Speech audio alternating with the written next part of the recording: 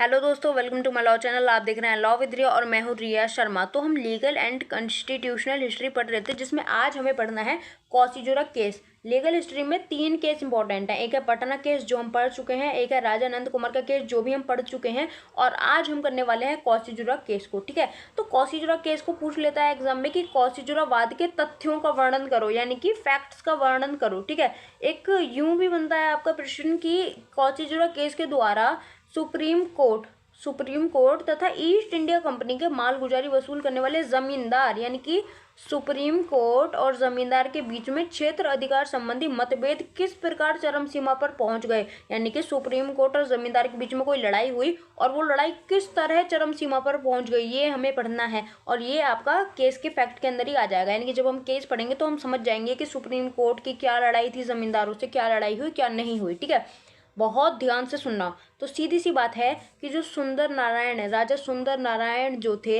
ये east India company के एक जमींदार थे। ठीक है, वे उड़ीसा के मिदनापुर के कौसीजुरा जिले के जमींदार थे। उन्हें हर साल कंपनी को एक निश्चित अमाउंट रेवेन्यू के रूप में देना होता था। हर साल, यानी कि हर साल ये जो राजा सुंदर नारायण है कंपनी को कुछ रुपए देंगे। जैसे कि मान लो 1000 रुपये, यानी कि एक निश्चित अमाउंट कंपनी को रेवेन्यू के रूप में देते थे। जैसे कि मान लो हम टैक्स देते हैं ना, हम होम टैक्स देते हैं या फिर और भी हम जैसे टैक्स देते हैं, उसी तरह से ये जो राजा सुंदर नारायण थे कंपनी को निश्चित अमाउंट देते थे। एक बार सुंदर नारायण ने कोलकाता के मर्चेंट काशीनाथ बाबू से एक भारी उधार ले लिया। यानी कि जो राजा सुंदर नारायण है, इन्होंने कोलकाता के मर्चेंट इनसे काशीनाथ बाबू से एक बहुत भारी उधार ले लिया और उसे लौटाने में सुंदर नारायण असफल हो गए। यानी कि पैसे तो उधार ले लिए, लेकिन अब उधार लौटा नहीं पा रहे थे। अब सीधी सी बात है कि आप खुद सोचो, किसी ने आपसे उधार लिया और उधार नहीं लौटा रहा, तो आप केस तो करोगे ना कि इसने इतने लाख रुपए ले रखे हैं और लौटा नहीं रहा। ठीक है, तो वही काम किया काशीनाथ बाबू ने। काशीनाथ बाबू ने सुंदर नारायण के खिलाफ केस करे। अब केस 2 जगह करे। सबसे पहले काशीनाथ बाबू ने कोलकाता के राजस्व बोर्ड, यानी कि रेवेन्यू बोर्ड में अपनी धनराशि वापस पाने की कोशिश की, परंतु इसमें वो फेल हो गए। यानी कि वो रेवेन्यू बोर्ड के पास गए, उन्होंने बताया कि ऐसे ऐसे मामला है, इस पर्सन ने इतने लाख रुपए ले रखे हैं, दे नहीं रहा वापस। ठीक है, लेकिन रेवेन्यू बोर्ड कुछ नहीं हेल्प कर पाया।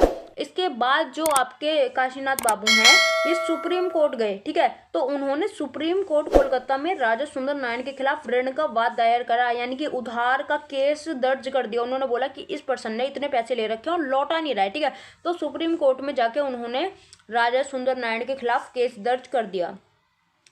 अब जिन्होंने पहली वीडियो देखी है सुप्रीम कोर्ट वाली, उन्हें ये बात अच्छे से पता होगी कि सुप्रीम कोर्ट का क्षेत्र अधिकार कोलकाता में था। यानी कि जो सुप्रीम कोर्ट है वो कोलकाता के मामले देखेगी, दूसरा वो अंग्रेजों के मामले देखेगी, और तीसरा वो उन लोगों के मामले देखेगी जो बोलते हैं कि हाँ, हम कोलकाता वाली ये जो सुप्रीम कोर्ट है इसके क्षेत्र अधिकार में आते हैं। फिर क्या होता है, जब काशीनाथ बाबू ने सुप्रीम कोर्ट में सुंदर नारायण के खिलाफ केस कर दिया, तो सुप्रीम कोर्ट ने राजा सुंदर नारायण के खिलाफ रिट ऑफ कैपियस, यानी कि एक रीट जारी करी। सीधा सा मतलब है, सुप्रीम कोर्ट ने बोला कि राजा सुंदर नारायण को गिरफ्तार कर दो, यानी कि इसे गिरफ्तार करके लेके आओ। ठीक है, अब ये जो ऑर्डर था, इस ऑर्डर से जमींदारों में गुस्सा बैठ गया, यानी कि विद्रोह बैठ गया। जमींदार गुस्सा हो गए। क्यों गुस्सा हो गए? क्योंकि एक पहली बात तो यह है कि जमींदार राजा सुंदर नारायण एक जमींदार थे, और जो उनकी टीम के लोग हैं वो गुस्सा हुए। किस बात से गुस्सा हुए? क्योंकि सुप्रीम कोर्ट का क्षेत्र अधिकार अंग्रेजों पर था। अब राजा सुंदर नारायण तो अंग्रेज थे नहीं, तो फिर सुप्रीम कोर्ट को क्या अधिकार था कि वो राजा सुंदर नारायण को गिरफ्तार करे? दूसरा, और उन व्यक्तियों पर था जो स्वयं को सुप्रीम कोर्ट के क्षेत्र अधिकार के अंतर्गत मानते थे। यानी कि सुप्रीम कोर्ट 2-3 लोगों के मामले देख सकती थी, एक तो उनके जो अंग्रेज थे, दूसरा उन लोगों के जो खुद को सुप्रीम कोर्ट के अंदर मानती है। अंग्रेज चाहे बिहार का हो, बंगाल का हो, उड़ीसा का हो, उन पर सुप्रीम कोर्ट का ही क्षेत्र अधिकार था। अतः जमींदारों के मामले में सुनवाई या फिर केस देखने का सुप्रीम कोर्ट का कोई अधिकार नहीं था। और जब सुप्रीम कोर्ट का अधिकार ही नहीं है जमींदारों के केस देखने का, तो सुप्रीम कोर्ट ने कैसे आदेश दे दिया कि जाके सुंदर नारायण को गिरफ्तार कर लो? ठीक है, तो ये हुआ था। अब ये जो आपकी लड़ाई है, ये दो लोगों के बीच में है। पहला है गवर्नर जनरल, उसकी काउंसिल और जमींदार। यानी कि ये जो गवर्नर जनरल हमने पढ़ा है ना कि एक गवर्नर जनरल होता है और 4 उसकी परिषद में मेंबर होते हैं। ठीक है, तो ये जो लड़ाई है इसमें गवर्नर जनरल ने जमींदारों का साथ दिया, जबकि सुप्रीम कोर्ट ने काशीनाथ बाबू का साथ दिया। अब काशीनाथ बाबू भूल मत जाना, काशीनाथ बाबू वो पर्सन है जिसने राजा सुंदर नारायण को उधार दिया था। ठीक है, अब होता क्या है ये सुनो। इसके पश्चात मिदनापुर के कलेक्टर ने गवर्नर जनरल को और उसकी काउंसिल को सूचित किया कि रेवेन्यू कलेक्शन यानी कि टैक्स लेने में समस्या हो रही है, क्योंकि जमींदारों ने रिवॉल्ट यानी कि आंदोलन शुरू कर दिया है, जिसकी वजह से टैक्स लेना या फिर रेवेन्यू कलेक्शन बंद हो गया है। अब सीधी सी बात है, अगर तुम जमींदारों के हेड को गिरफ्तार करने की बात करोगे और उनके अधिकारों के खिलाफ जाओगे तो वो तो रिवोल्ट करेंगे, ठीक है। तो उसी तरह जमींदारों ने आंदोलन शुरू कर दिया। अब हेस्टिंग्स क्या करता है, उस टाइम पे वॉरेन हेस्टिंग गवर्नर जनरल थे। उन्होंने बोला, वॉरेन हेस्टिंग और उनके परिषद ने अटॉर्नी जनरल से इस बारे में बात की, परामर्श लिया, और अटॉर्नी जनरल की सलाह पर सर्वोच्च काउंसिल का मतलब है गवर्नर जनरल और काउंसिल, ठीक है। तो सर्वोच्च काउंसिल ने जमींदारों से सुप्रीम कोर्ट का आदेश मानने से मना कर दिया। यानी कि ये जो गवर्नर जनरल है, इन्होंने मना कर दिया कि कोई भी सुप्रीम कोर्ट की बात नहीं मानेगा। अगर सुप्रीम कोर्ट बोलता है कि राजा सुंदर नारायण को गिरफ्तार करो तो गिरफ्तार मत करने देना। अगर सुप्रीम कोर्ट कुछ भी बोले ना तो सुप्रीम कोर्ट की बात ही नहीं माननी है। गवर्नर जनरल ने बोल दिया कि सुप्रीम कोर्ट की बात नहीं माननी है। तो इस तरह सुप्रीम कोर्ट और गवर्नर जनरल के बीच में लड़ाई छिड़ गई। यानी कि सुप्रीम कोर्ट को गुस्सा था कि भैया हमारी बात क्यों नहीं मानना है, और गवर्नर जनरल भी अपनी जिद पे था कि बात नहीं मानेंगे तो बात नहीं मानेंगे।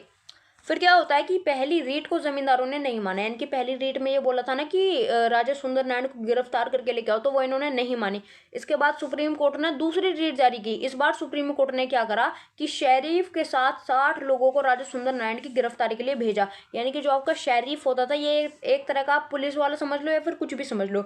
तो बेसिकली शेरिफ के साथ 60 लोगों को भेजा। किस लिए भेजा कि जाओ जाके सुंदर नारायण को पकड़ के लेके आओ। फिर क्या होता है कि जमींदारों ने आरोप लगाया कि शेरिफ के लोगों ने उनके घर में एंट्री की, उनके नौकरों को मारा पीटा, उनके दरवाजे तोड़ दिए और बहुत बदतमीजी की।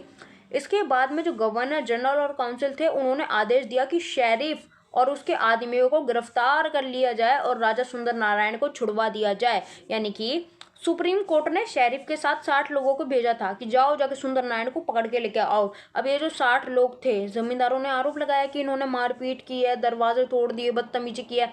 तो जो गवर्नर जनरल था उसने बोला कि इस शेरिफ को और इसके जो 60 लोग थे ना, इन्हें गिरफ्तार कर लो, इन्हें हम सबक सिखाएंगे।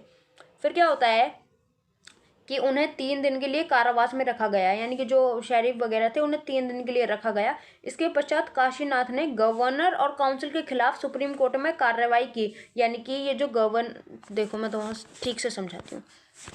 यानी कि ये जो गवर्नर जनरल था, इसने बोला था कि कोई भी सुप्रीम कोर्ट की बात नहीं मानेगा, और सुप्रीम कोर्ट ने काशीनाथ बाबू का केस लिया था। काशीनाथ बाबू ने बोला कि राजा सुंदर नारायण ने मेरे पैसे लिए हैं, दे नहीं रहा है, ठीक है। तो सुप्रीम कोर्ट का इरादा ये था कि राजा सुंदर नारायण को गिरफ्तार करो और राजा सुंदर नारायण इसके पैसे वापस कर देगा, ठीक है। लेकिन गवर्नर जनरल ऐसा करने नहीं दे रही थी, जिसकी वजह से काशीनाथ बाबू ने राजा सुंदर नारायण के और जमींदारों के गवर्नर जनरल और काउंसिल के खिलाफ केस दर्ज कर दिया। क्यों? क्योंकि गवर्नर जनरल और काउंसिल की वजह से ही वो अपने पैसे नहीं ले पा रहा था, ठीक है। तो इसके बाद काशीनाथ ने गवर्नर और काउंसिल के खिलाफ सुप्रीम कोर्ट में कार्रवाई की, क्योंकि उसकी धनराशि नहीं लौटाई गई थी और गवर्नर जनरल और काउंसिल जो थी वो मामले में बहुत ज़्यादा इंटरफेयर कर रही थी, वो ज़मींदारों की साइड थी। जिसके पश्चात सुप्रीम कोर्ट और सुप्रीम काउंसिल यानी कि गवर्नर जनरल और काउंसिल के मध्य विवाद हो गया। यानी कि एक तरफ सुप्रीम कोर्ट और एक तरफ गवर्नर जनरल और उसकी काउंसिल, इन दोनों के मध्य विवाद हो गए, लड़ाई झगड़े हो गए।